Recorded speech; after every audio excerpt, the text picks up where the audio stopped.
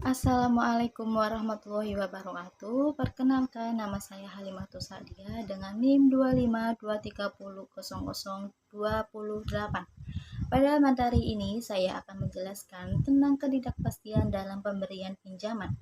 Di materi ini dijelaskan mengenai ketidakpastian dalam pemberian pinjaman kepada nasabah.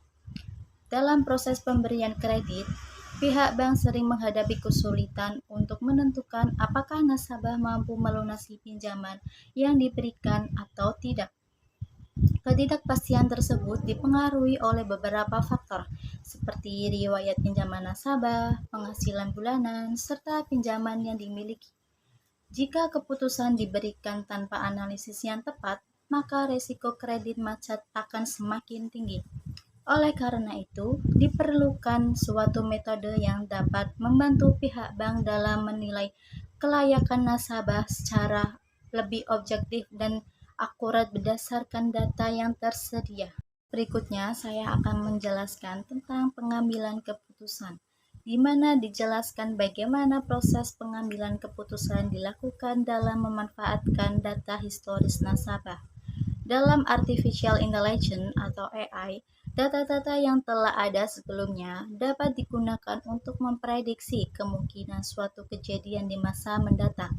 Pada penelitian ini, data historis nasabah digunakan untuk memperkirakan peluang seorang nasabah dinyatakan layak atau tidak layak menerima pinjaman.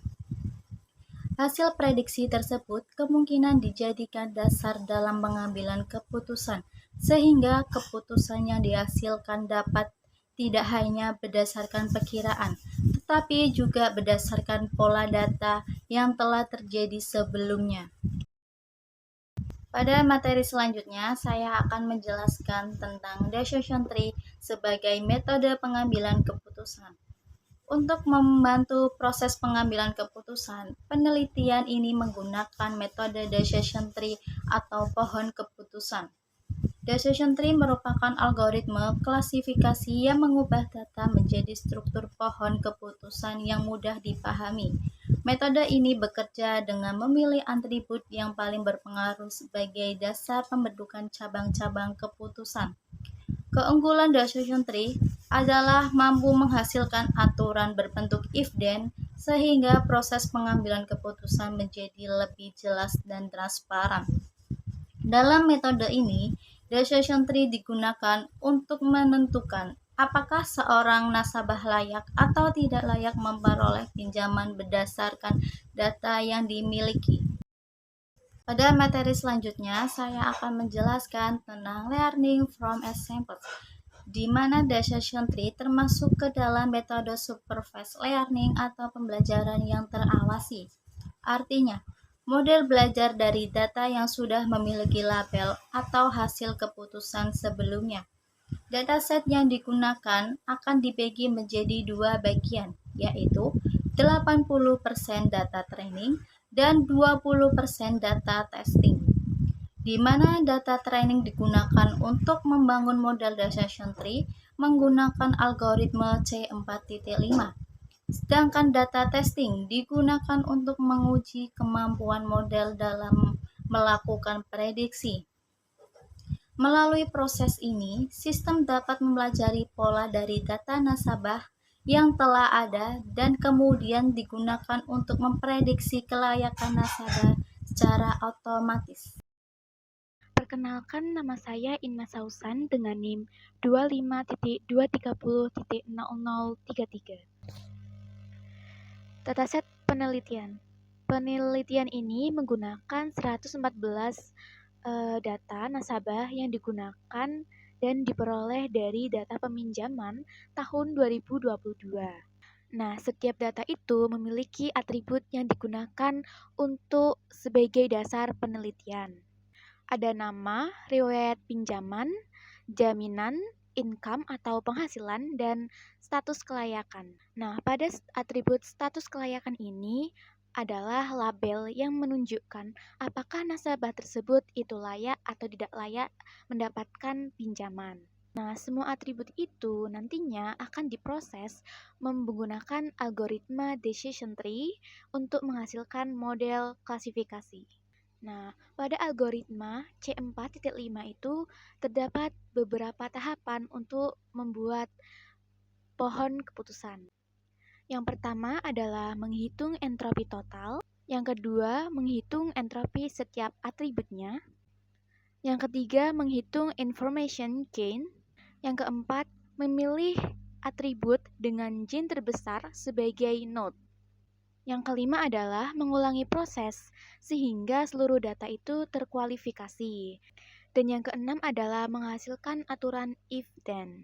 Pada langkah pertama adalah penghitungan entropi. Di sini terdapat total data 114 nasabah dengan data layak itu 97 dan tidak layak itu ada 17 data. Seluruh data tersebut kemudian dihitung dengan rumus entropi. Tujuannya untuk mengetahui tingkat ketidakpastian dalam data. Semakin tinggi nilai entropi, berarti data masih tercampur antara layak dan tidak layak. Sebaliknya, jika nilainya itu semakin kecil, berarti data akan semakin mudah diklasifikasi. Nilai entropi inilah yang nantinya akan digunakan pada proses perhitungan information gain. Nah, setelah nilai entropi diperoleh, maka langkah selanjutnya adalah menghitung entropi gain. Entropi gain digunakan untuk menentukan atribut mana yang paling baik dijadikan sebagai node pada decision tree. Perhitungan ini dilakukan beberapa tahap iterasi. Pada iterasi pertama, atribut riwayat peminjaman itu memiliki gain terbesar sehingga dijadikan sebagai root atau akar pohon. Selanjutnya, pada cabang riwayat peminjaman sama dengan lancar dilakukan perhitungan karena terdapat atribut yang masih tersisa.